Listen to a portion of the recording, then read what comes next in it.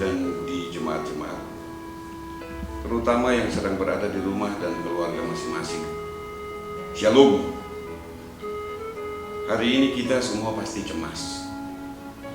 Cemas karena wabah COVID-19 yang semakin meluas di hampir seluruh belahan bumi ini, termasuk di tempat kita masing-masing. Kecemasan ini sangat wajar sebagai manusia, sebab kehidupan terasa sangat terancam. Seakan-akan ancaman lain yang pernah kita hadapi tidak seberat kali ini. Namun apapun yang kita hadapi tidak harus mematikan iman kita kepada Allah dalam Yesus Kristus, sebab Ia terus memandu kehidupan kita. Kita harus tetap berpengharapan kepadanya, bahwa seberat apapun badai yang datang, Allah mampu menyelamatkan kita. Bersama Allah kita pernah menghadapi situasi kelam di masa lalu, sehingga bersama Allah kita pun pasti mampu mengatasi tantangan di hari ini. Saudara-saudara sekalian, jika hidup sesama dengan Yesus, hari ini dengan kasat mata kita menyaksikan suatu episode dalam drama penyalibannya. Episode ini sangat menarik untuk disimak karena berisikan konspirasi yang kental antara para penguasa agama dan penguasa politik. Diceritakan dalam teks Alkitab ini, Yesus dituduh bersalah oleh para pemuka agama sebagai penghujat Allah. Disebut penghujat Allah karena ia menyebut dirinya sendiri sebagai anak Allah, menyebut dirinya sebagai Tuhan, dan menyebut dirinya sebagai Mesias. Ia diberi stigma negatif sebagai penghujat Allah. Cara yang ditempuh para pemuka agama untuk menguatkan tuduhan mereka ialah dengan memutarbalikkan fakta, kebenaran. Tegasnya manipulasi. Ini satu-satunya cara untuk menjerat Yesus. Tidak ada cara lain, sebab pada dirinya tak terdapat kesalahan apapun. Pendeta Elifas Maspaitela menggambarkan kekecewaan tersebut sebagai berikut. Pertama, di hadapan mahkamah agama ia dituduh dengan tuduhan mentuhankan dirinya sendiri atau menjadikan dirinya Tuhan. Kedua, di hadapan Pilatus ia dituduh menjadikan dirinya sebagai raja, dalam arti sebagai penguasa politik. Ketiga, di hadapan Herodes tidak ada tuduhan atau ia tidak bersalah. Dan keempat, di hadapan pengadilan massa ia dihukum mati. Semangat yang dipakai oleh para pemuka agama ialah kekuasaan agama. Mereka merasa tersaingi oleh Yesus karena ajarannya yang telah menarik perhatian banyak orang, terutama orang-orang yang termarginalkan. Itulah sebabnya mereka mengupayakan penyingkiran Yesus. Apapun caranya, Yesus harus disingkirkan. Langkah penyingkiran dimulai dengan penetapan tuduhan. Yesus dituduh melakukan perbuatan yang bertentangan dengan kebiasaan beragama. Akibat tuduhan itu ia dijatuhi hukuman mati, dan salib merupakan bentuk hukuman itu. Lazimnya seorang yang bersalah secara agama harus dijatuhi hukuman berdasarkan hukum agama, dan begitu juga dalam kasus politik. Namun yang dihadapi Yesus berbeda. Ia dituduh bersalah dan secara keagamaan oleh penguasa agama, tetapi kemudian digiring ke pengadilan politik.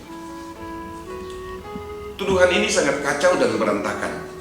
Mengapa? Karena para pemuka agama telah menetapkan korban, baru kemudian mencari dasar pembenaran. Di sini kita semua diajak untuk meninjau kembali dinamika kehidupan, terutama tentang relasi dengan orang lain, termasuk dengan mereka yang dipandang lemah secara ekonomi, politik, sosial, dan juga secara keagamaan. Kita diminta melihat dan dengan jujur menguji bentuk-bentuk hubungan kita dengan orang lain. Di mana posisi kita dalam relasi itu? Apakah sudah setara, seimbang, ataukah cenderung meletakkan orang lain pada posisi di bawah, merendahkan mereka dan bahkan mengorbankan mereka? Apakah kita adalah orang-orang yang tidak mau ditandingi sehingga mudah dijadikan orang lain sebagai musuh yang harus disingkirkan? Bagaimana suasana batin kita saat menyusun narasi kehidupan? Apakah cenderung memberi stigma atau memberi label negatif kepada orang lain, menyampaikan berita bohong, berita palsu, serta ujaran kebencian, termasuk hoaks mengenai COVID-19 dan sebagainya? Apakah kita telah berusaha memperbaiki cara berperasaan kita terhadap orang lain? Salah satu contoh yang harus kita siapkan hari ini misalnya, berhenti memberikan stigma kepada seseorang yang berstatus sada atau saudara dengan HIV/AIDS, atau juga kepada seseorang yang tersembuhkan dari infeksi virus corona. Mereka harus dibebaskan dari stigma negatif yang dipikul. Mereka adalah orang yang mengalami kasih dan pengorbanan Yesus, sama seperti yang dialami orang lain. Mungkin di hari ini ada di antara kita yang merasa nyaman dengan sistem yang menguntungkan dirinya, yang membuatnya hebat, sehingga berusaha sekeras-kerasnya mempertahankan sistem ini. Semua pertanyaan dan dugaan ini sangat penting untuk direnungi jika kita sungguh-sungguh ingin membentuk kehidupan yang berempati kepada sesama.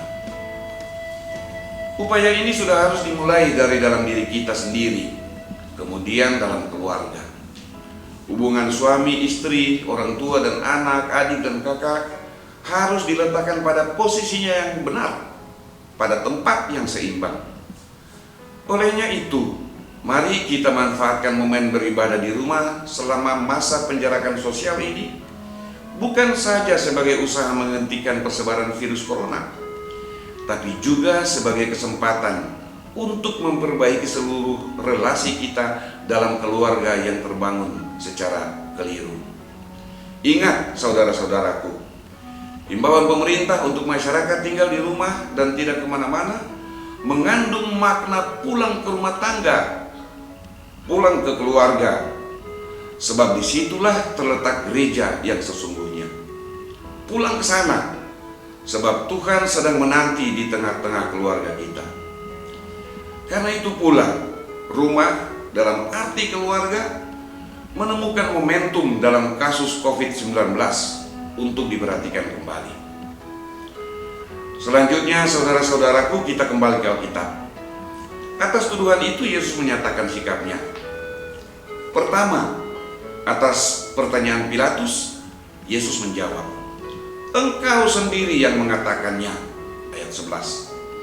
Dengan kata lain, Yesus ingin menyatakan bahwa ia tidak pernah menjadikan dirinya sebagai raja secara politik atas orang Yahudi. Ia tidak berkeinginan sedikit pun menjadi raja dalam arti melakukan perlawanan politik berupa peperangan seperti yang dikehendaki orang Yahudi.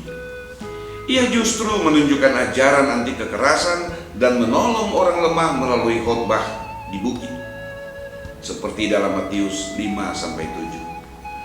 Kedua, Yesus yang berdiam dan tidak menjawab apapun. Ayat 12.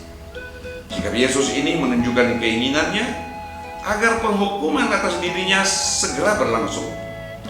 Ia ingin menggunakan peristiwa ini demi mewujudkan kehendak Allah atas dirinya, bahwa anak manusia harus disalibkan, mati dan bangkit demi penebusan dosa manusia.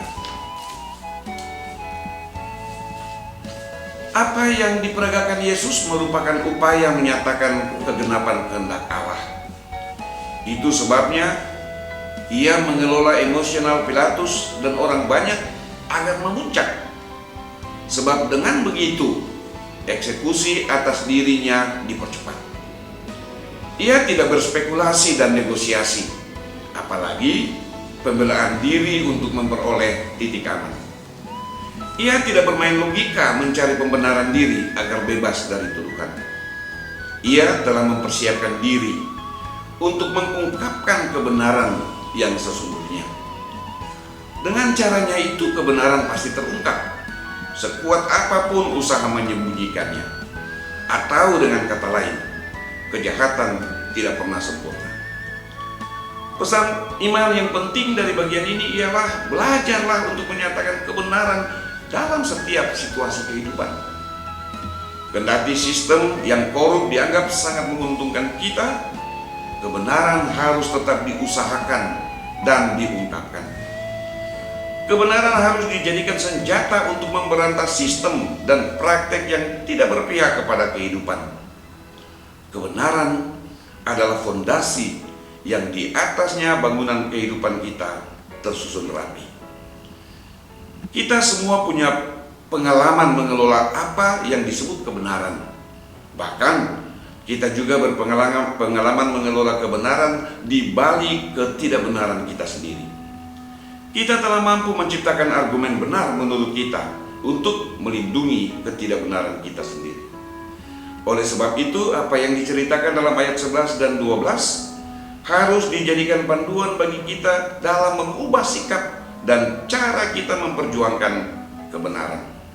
Sekalipun untuk itu, kita harus tersingkir dari pergaulan yang luas. Yesus memilih jalan seperti itu. Ia memilih jalan sunyi yang dihindari manusia kebanyakan.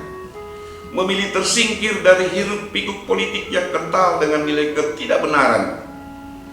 Apa yang dilakukan Yesus sangat tidak populer bagi banyak orang. Tapi bagi kita umat Tuhan ini, tindakan Yesus itu harus dipopulerkan. Hal lain yang menarik dalam cerita ini ialah masih ada orang baik sebagai pengingat bagi kita untuk melakukan kebenaran, sekalipun kadang kita enggan mendengarnya. Dalam kisah ini, orang tersebut adalah istri Pilatus, seorang perempuan yang sekalipun berada pada posisi sangat nyaman, terus memikirkan orang lain yang dianggap bersalah. Ia berkata kepada Pilatus, "Jangan engkau mencampuri perkara orang benar itu, sebab karena dia, aku sangat menderita dalam mimpi tadi malam."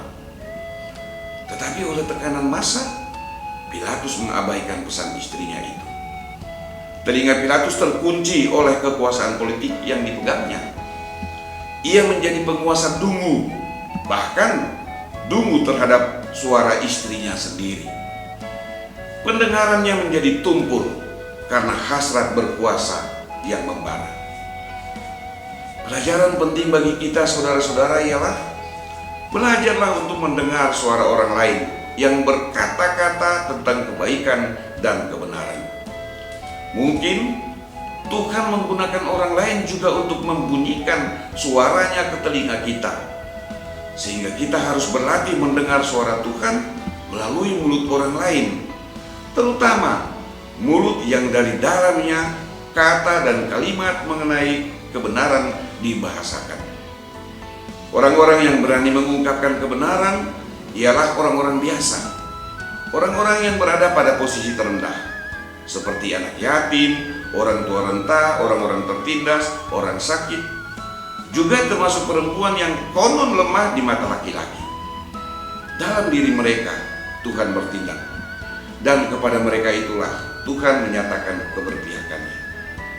Saudara-saudaraku sekalian, di minggu sengsara Yesus ke-6 ini, baiklah kita kuatkan iman untuk memperjuangkan kebenaran Allah. Salam Yudika, berilah keadilan. Mazmur 43 ayat 1. Amin.